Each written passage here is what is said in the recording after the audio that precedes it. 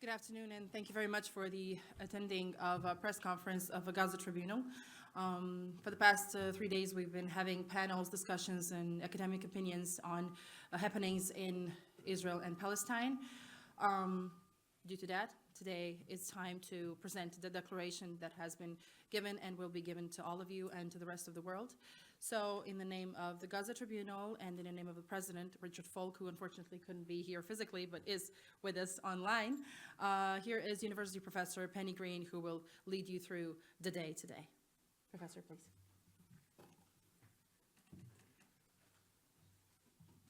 Thank you very much, Merima. It gives me enormous pleasure to basically conclude the Gaza Tribunal. I'm going to hand over to our president, Professor Richard Falk, who is going to introduce the Declaration of Sarajevo that the Gaza Tribunal declares. He's going to make a few opening remarks, and then I'm going to read a summary prepared by Craig McIver in relation to the declaration. And then we'll open up for questions from the press. So can I call on Richard now to make a 5-minute opening set of remarks? And I'm deeply regretting not being present to share this final session of the Sarajevo meeting of the Gaza Tribunal. The purpose, as Penny suggested, is to introduce the Sarajevo Declaration. This text represents the culmination of 3 intense days of meetings here in Sarajevo, featuring survivor testimony, analysis by experts, and a series of brilliant reports written by the members of the 3 chambers. The Sarajevo Declaration is the most authoritative expression of the perspective of the Gaza Tribunal, a perspective that represents a civil society initiative with its own integrity and identity as an actor. It is not a court in the conventional sense understood in national or international settings. It is less bound by technical rules, no pretense of impartiality, and above all, more dedicated to moral judgments and the pursuit of justice than the mere pronouncement of legalities at stake. What we have in the form of the Sarajevo Declaration is a consensus document produced as a collective, by a collective process that was overseen by Craig McIver, but drew on comments drawn from the membership, not only of the steering committee of the project, but also of its advisory policy council, and indeed all those who are members of the Gaza Tribunal as an operational undertaking.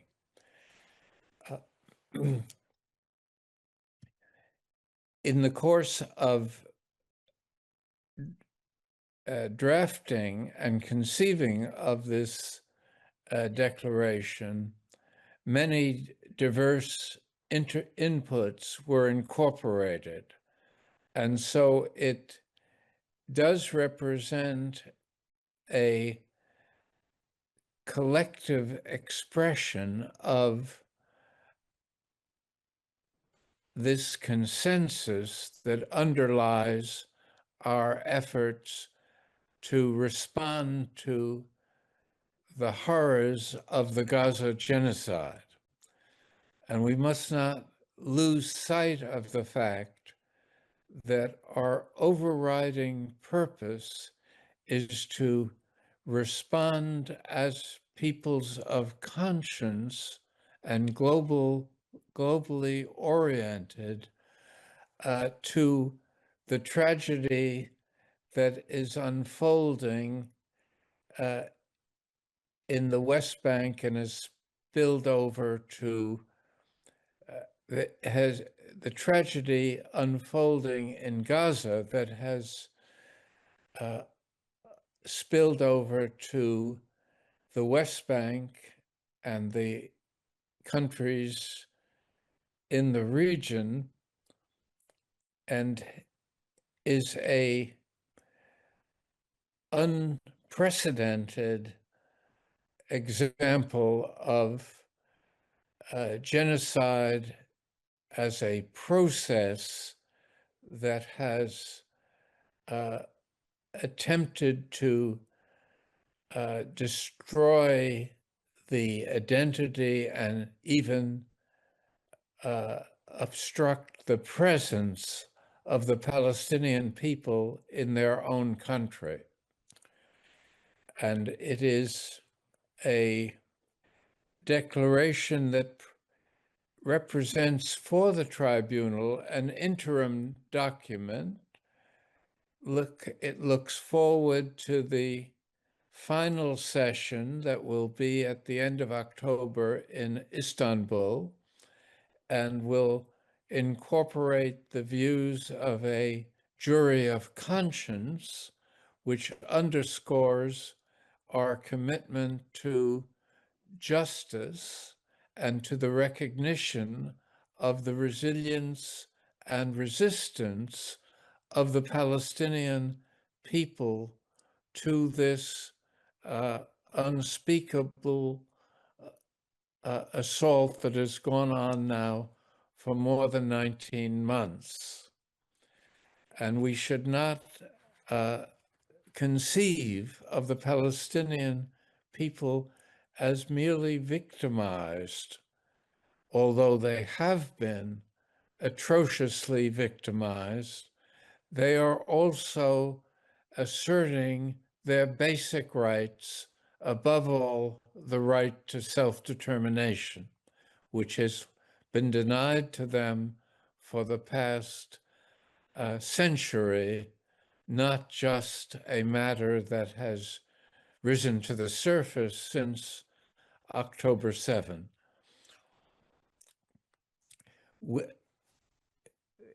We hope that the declaration leads us to a future in which solidarity initiatives with the struggle of the Palestinian people become active expressions of commitment and engagement to a just solution for the endeavors of the Palestinian liberation movement.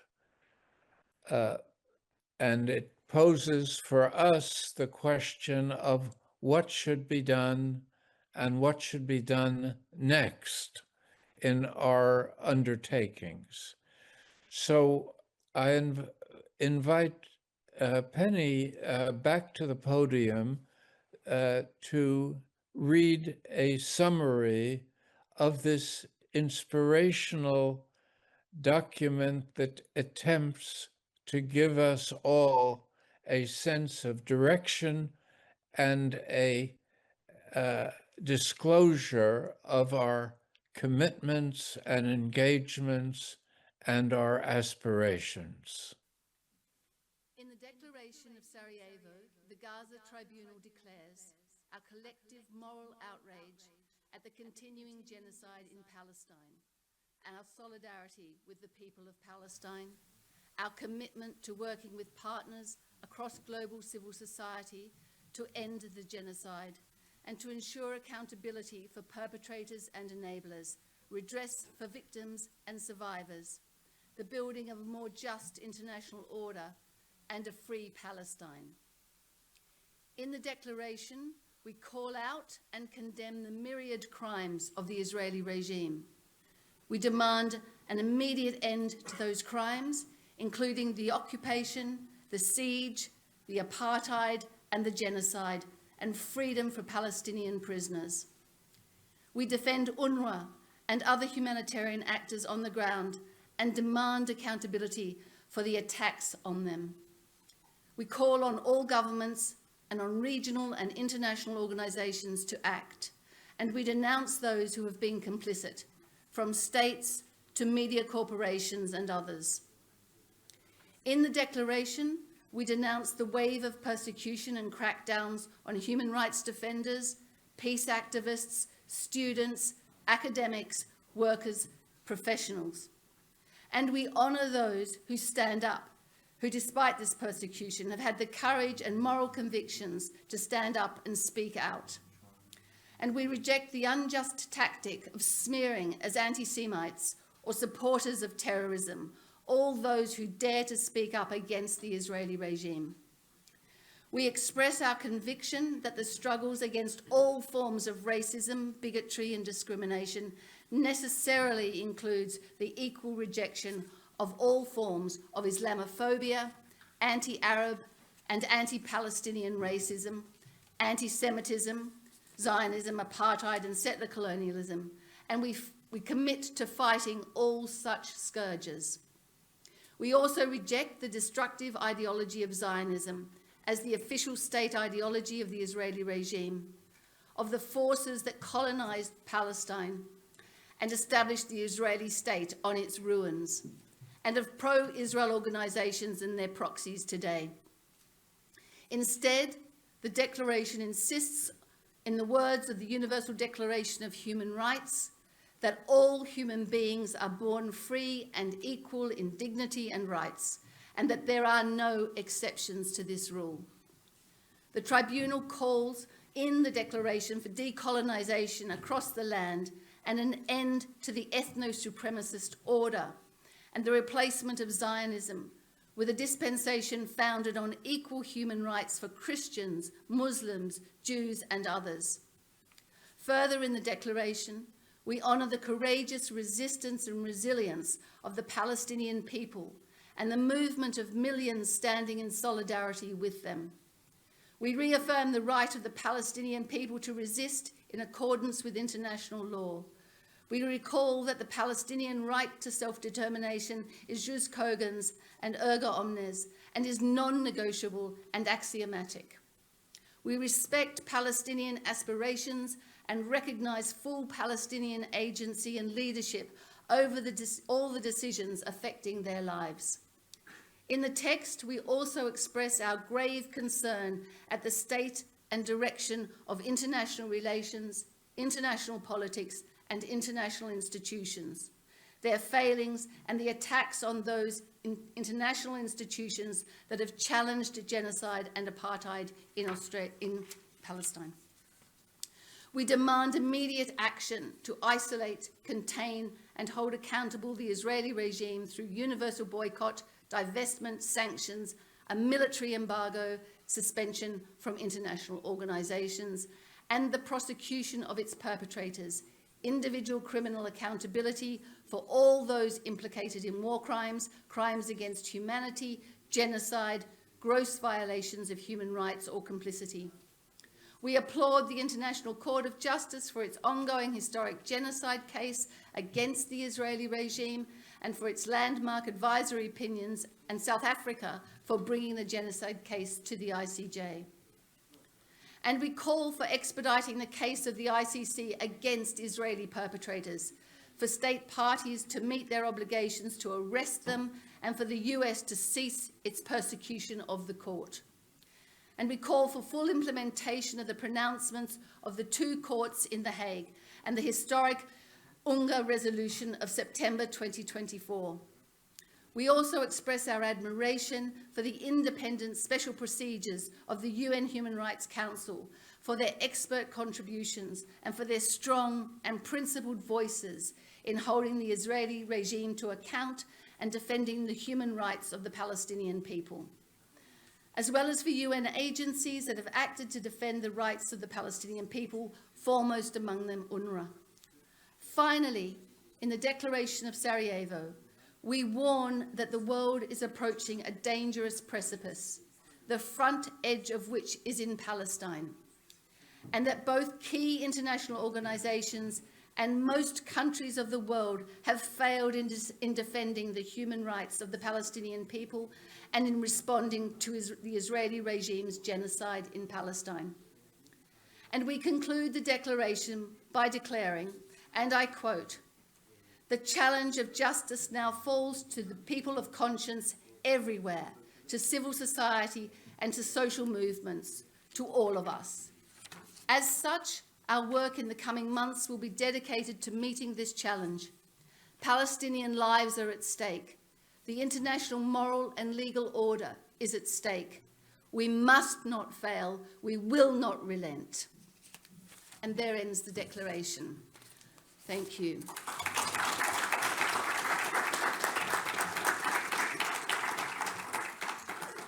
I'm now going to open the press conference. We have members of the steering committee of the Gaza Tribunal before you. Could you please direct your questions through me to the panel? Who would like to ask the first question? Lauren. I want to know, how will the report and your Can we- findings... We need a microphone.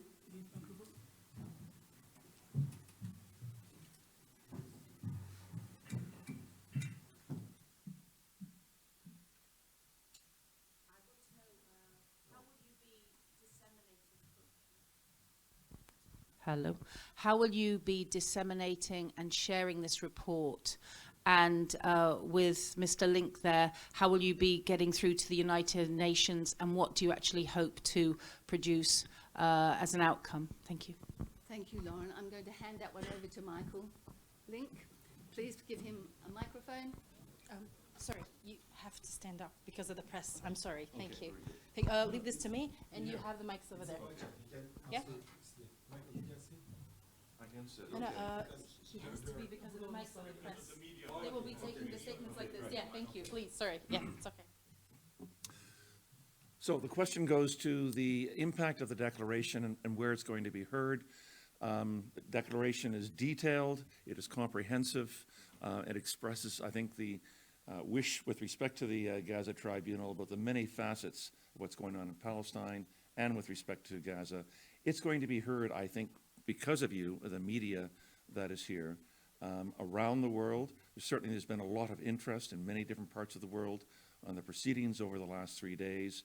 The impact and what makes us different, if you like, from what the work of the International Criminal Court and the International Court of Justice is that we're speaking unfiltered with not only voices of experts, but also the voices of the victims of what is going on now in Palestine and in Gaza. And I think because those words, I think, are being heard coming from people who've gone through the immense suffering in Gaza, going through the genocide in Gaza, I think that's going to be heard primarily by civil society, and by populations around the world. We're hoping it's going to move them for further action on their own governments and with respect to what's going to happen at the United Nations. Remember that the vast majority of countries who are represented at the United Nations are on side with the question of Palestine. They recognize that international law is on the side of the people of Palestine. They recognize that these issues with respect to the illegality of the settlements, of the illegality of annexation, of the right of the Palestinian people for self-determination, are among the most settled questions in international law, in international politics. We're giving, if you like, an extra boost to that in the work that we're doing.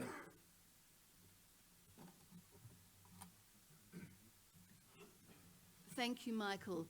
And just in response to the second part of that question, the declaration and all of the evidence and testimony that was produced during the 3 days of our Sarajevo meeting will be held on the Gaza Tribunal website, so it will be available there in terms of dissemination.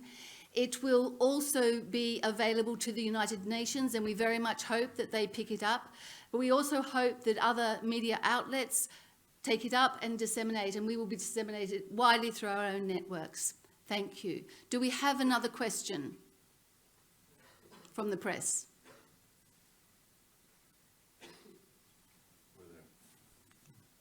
Please. I myself was in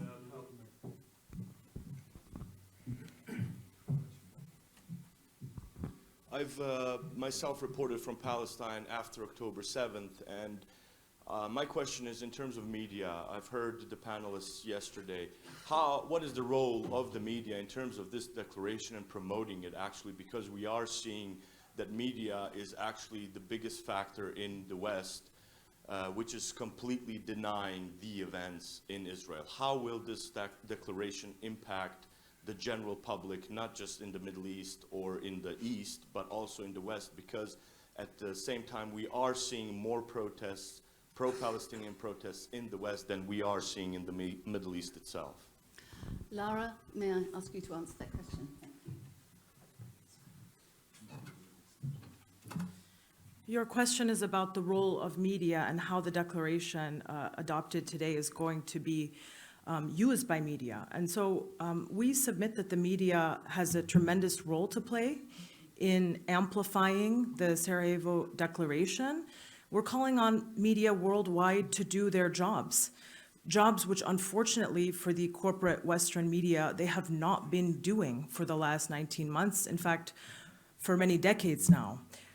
What we've seen in the last 19 months is that the Western corporate media has unfortunately been complicit in the ongoing genocide in Gaza. They have disseminated atrocity propaganda.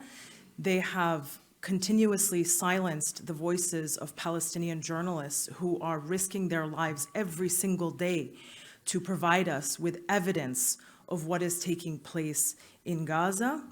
They have, if they even invite Palestinians onto their programs, not treated them as equals. They have continuously dehumanized Palestinians. They interrogate them, they treat them with suspicion, and they do not recognize that Palestinians are credible narrators of their own lived experiences. And so, unfortunately, if we're here today, it's because the media has tremendously failed in their role to tell the truth about what is happening in Palestine. They have contributed to the massive dehumanization of the Palestinian people. And so today we are calling for a change in course. It is not too late to speak up. There are 2 million people in Gaza today who insist on living, who wake up every single day and insist on the right to live and have their self-determination rights fulfilled, rights which unfortunately have been denied for far too long. And so it is imperative that they work to change, unfortunately, their role in the complicity of the Gaza genocide. Thank you.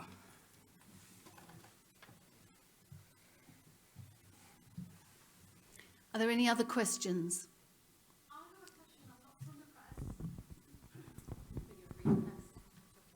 Thank you. Thank you very much. It was a lovely speech from you. I wanted to ask you from, I'm an ex-student from this university, and we have been seeing United Nations, International Criminal Court, and the Court of Justice been failing forever in many different areas where genocide is happening, when human rights are being denied. And when we're talking about taking the declaration to the United Nations to hold them accountable, what will be done from the civil society, from the media, and from your side to keep to hold accountable, to United Nations being accountable, or International Criminal Court and Criminal Court of Justice being accountable for being silent, for keeping the silence forever? This is my question. Thank you. Thank you. Does anybody want to answer that, or shall I? I think that the very purpose of this tribunal is because of what Lara was saying in relation to the media and relation to the sort of, if you like, the dominant hegemony which operates in relation to Palestine. So the idea of a people's tribunal is to, in effect, run parallel to the procedures that are taking place in the ICC and the ICJ. We know that the wheels of international justice move incredibly slowly, and that they are selective.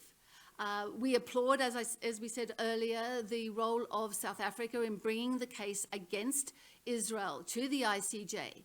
But we have to do much, much more than that. And our tribunal runs parallel to those processes. And what we believe in is the power of civil society to embark on campaigns, already that they are marching in their millions across the world.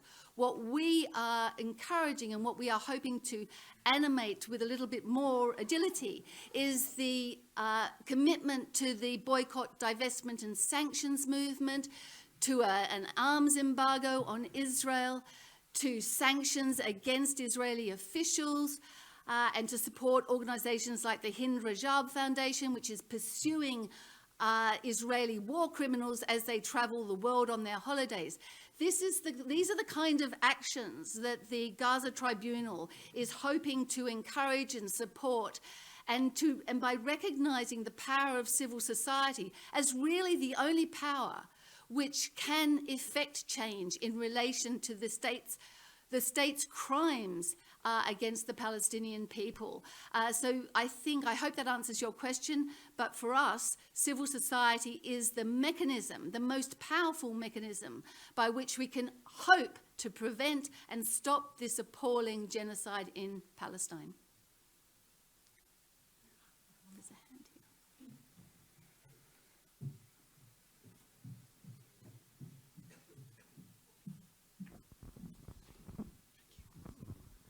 Hi, this is Gökhan from Chiati World. Since my colleague Samir has mentioned about the media's role in covering this Gaza genocide, as far as we know, we have the information that this Gaza tribunal will have another session, probably, I guess, in September or October in Istanbul. So what are you guys planning to do for this latest and last session, so that the press and the media's role, maybe at the end of this final version of the Gaza tribunal, will be affecting the outcome of this massacres, and will be able to stop this, at least people to understand that this has to be taken into account, and acting as to stop this genocide going with this regime in Israel. Thank you. Thank you. Does anyone from the panel want to answer that? Or?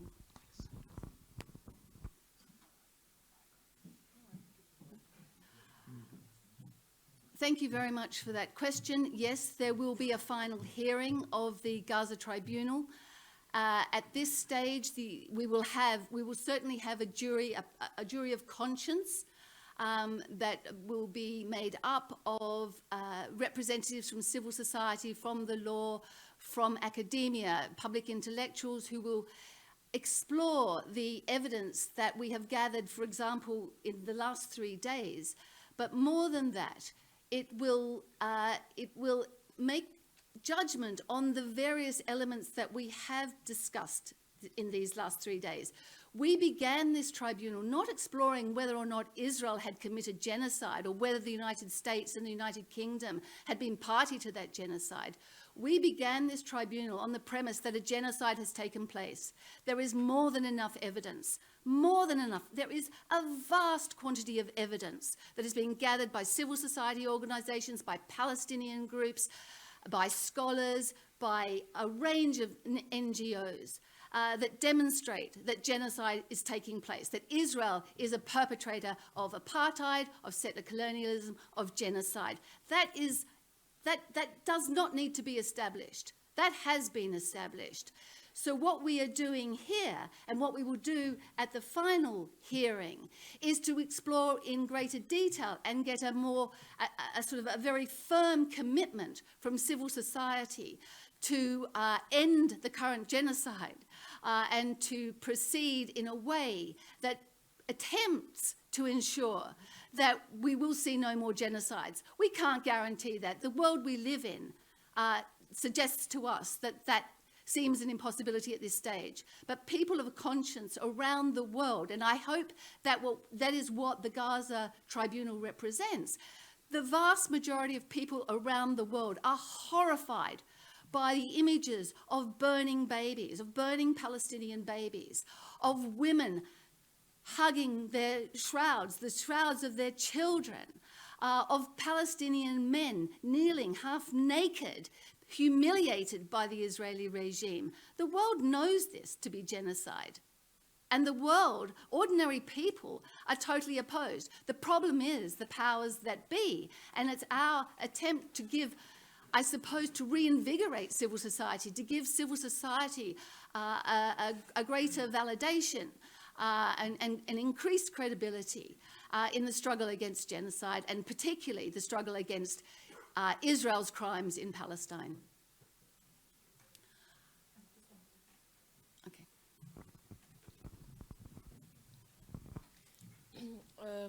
This is Hajara from Hayat Television, and my question is, we are witnesses that demands from UN was broken by Israeli forces in March when ceasefire was demanded. How are you planning on dealing with such obstacles if that happens again? Because you are demanding ceasefire and aid and everything. How are you going to solve problems if they are not respected? Thank you. I'm going to hand this one to Michael Link. I'll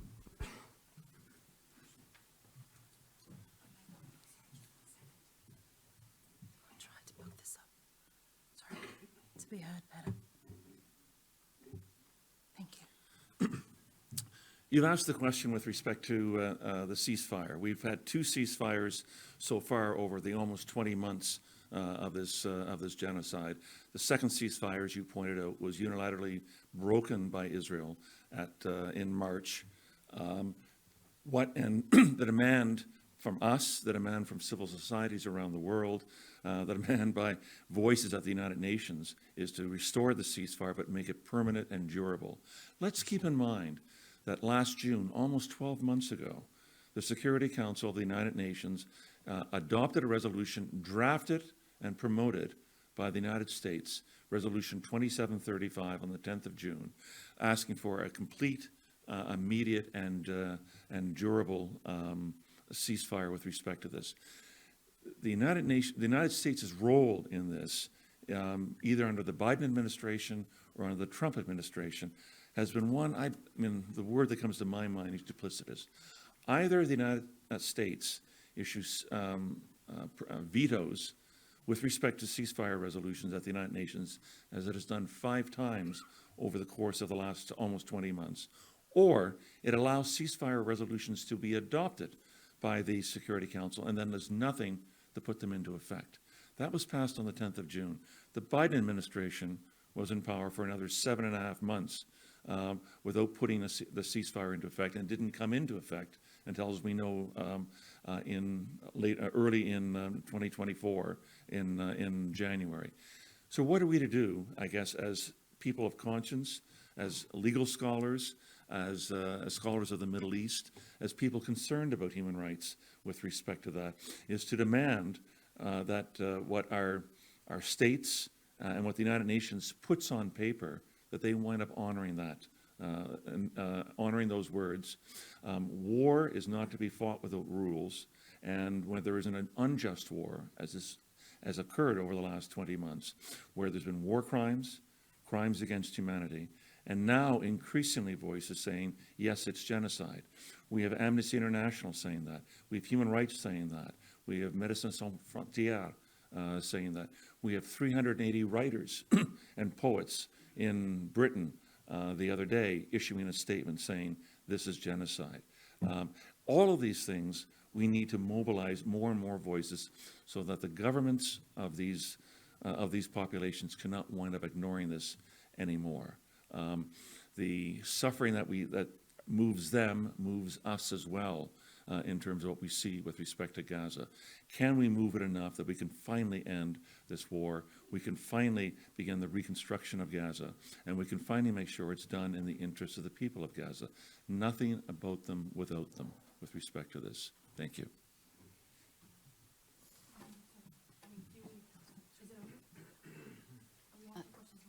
Well, let's do the 2 questions more, and then we'll end.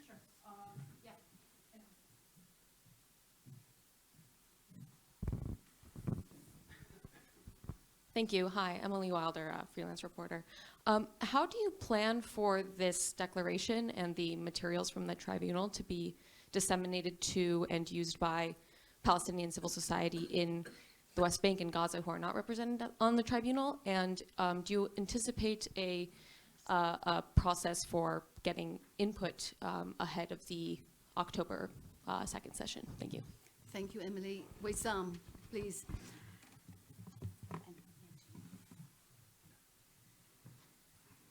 Thank you for that question, and obviously the important role of Palestinian civil society in the tribunal needs to be underscored.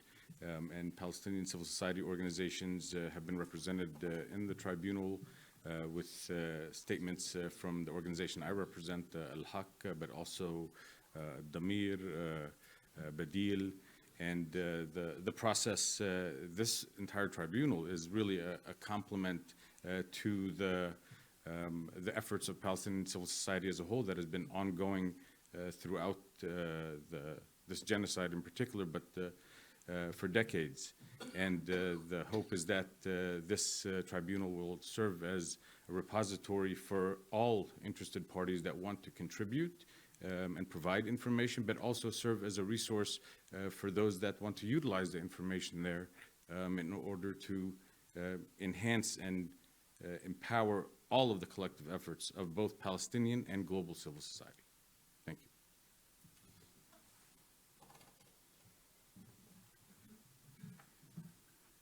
you. There was, yeah. Thank you. I'm Sumka Buchan. I'm not a journalist, but I'm a researcher, and I'm doing research on the role of civil society in the Palestinian-Israeli affair. So my question is, and I believe, as you do, that change will come from civil society.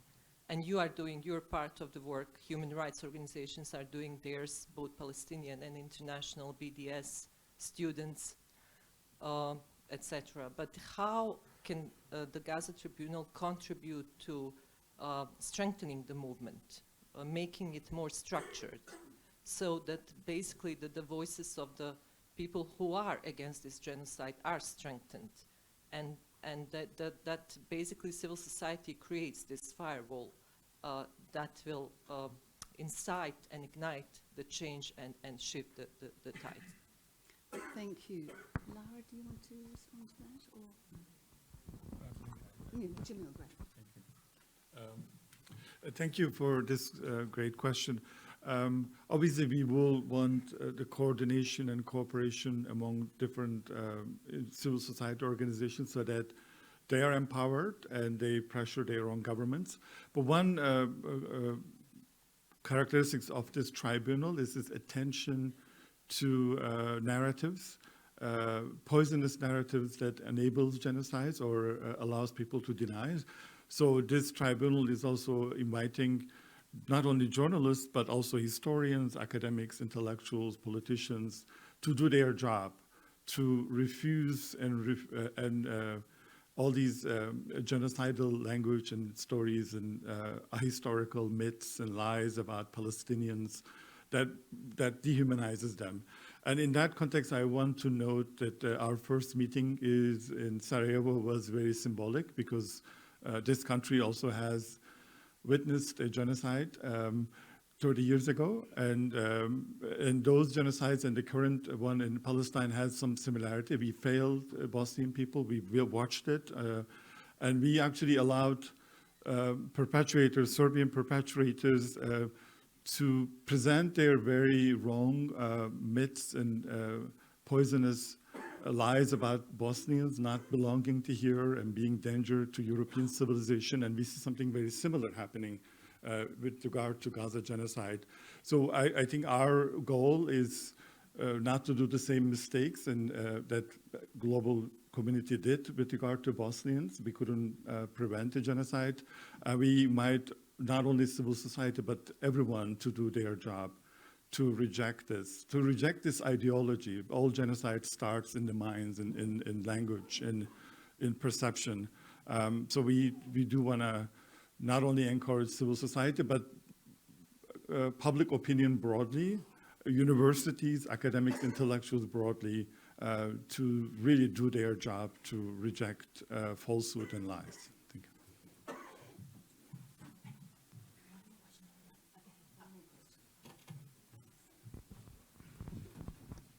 This is the final question. Thank you. I just want to ask one question. Actually, this person hasn't actually asked a question before, so.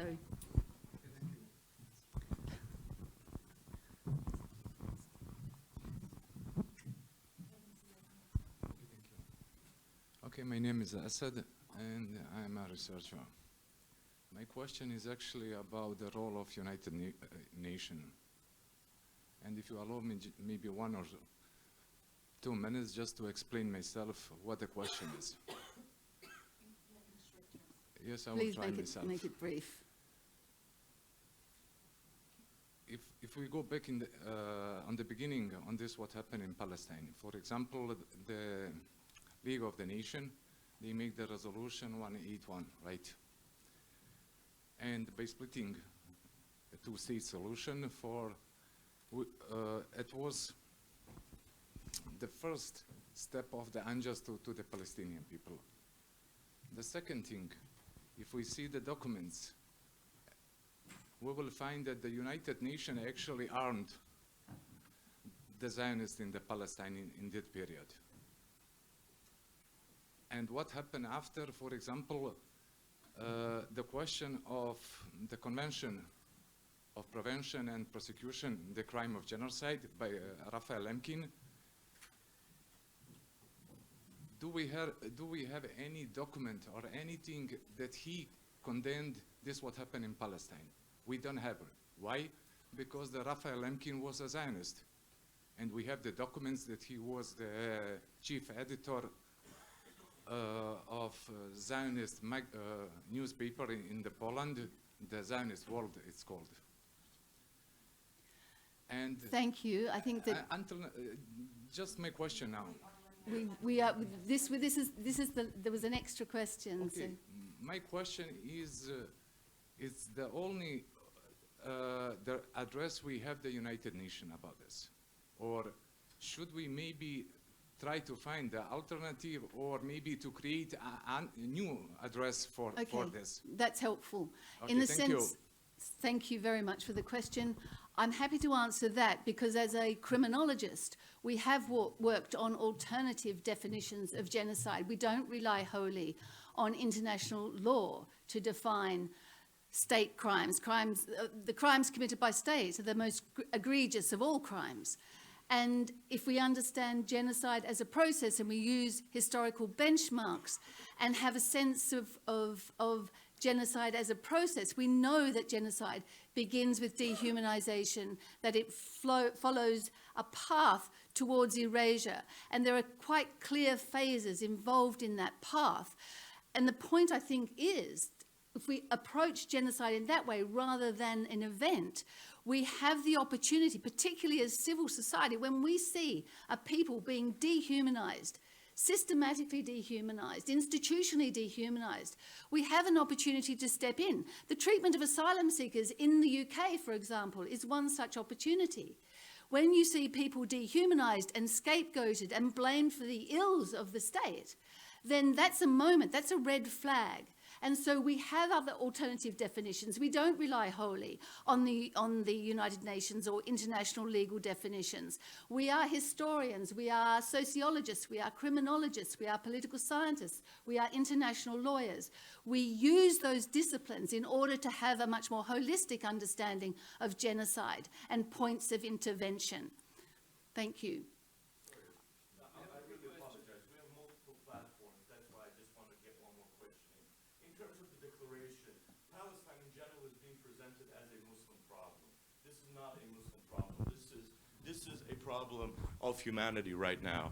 How do you intend to implement the declaration, to promote the declaration within religious figures, especially in the United States, which is using the evangelical corpus, promoting the ideas of genocide itself within their speeches, within their preachings at churches? How do we intend to promote this particular declaration among religious leaders, both in the East and the West? Because as we all know, listening to all of you experts here, this is not a matter of a Muslim question, and we are presented in the media, and experts are being discredited in that way. How do you intend to bridge the declaration and promote it amongst religious figures, considering that now we have a new pope? How do we promote this declaration for religious leaders in the world to understand that this is not just a question of the Muslim world? Thank you for the question. Thank you, and I apologize Jamil. again. Thank you. This is a great question. So one of our goals in the tribunal is to focus on the narratives, stories, frameworks, ideologies that enables genocide or makes us complicit in genocide. And as you identified, one of these narratives is the so-called clash of civilization narrative, which is now utilized by Israel to justify itself. So instead of presenting this as a question of humanism and universal rights, they present this as a clash between Islam and the Judeo-Christian West. So we hope that we will invite all intellectuals, fair-minded people, academics and journalists and historians to reject the academically discredited, obsolete stories of clash of civilizations and religious conflict. Palestinians include all kinds of people, Christians and also Jewish Arabs. And they have been always the kind of champions of universal rights and humanism in history. So we do recognize that this ideology that you described is actually one way to racialize Palestinians and deny their rights. So part of our goal in our tribunal, Chamber 3, is to offer clarity to this pollution of terms and concepts and ideas and philosophies.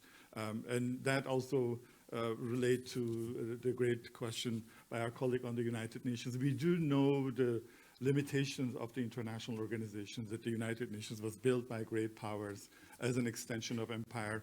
But we also recognize that eventually the United Nations also included the aspirations of colonized people, and people try to change the spirit of the United Nations and reform it. So we want to appeal to that positive, good side of the United Nations that with all of its limitations can still achieve a lot. So as in our speech, Nora Arakat said, is that there are enough laws and international organizations and institutions that can act to prevent the genocide. So we want everybody to do their job. And we can mobilize, and we can go beyond that in terms of rejecting these hateful ideologies of clash of civilizations. Thank you.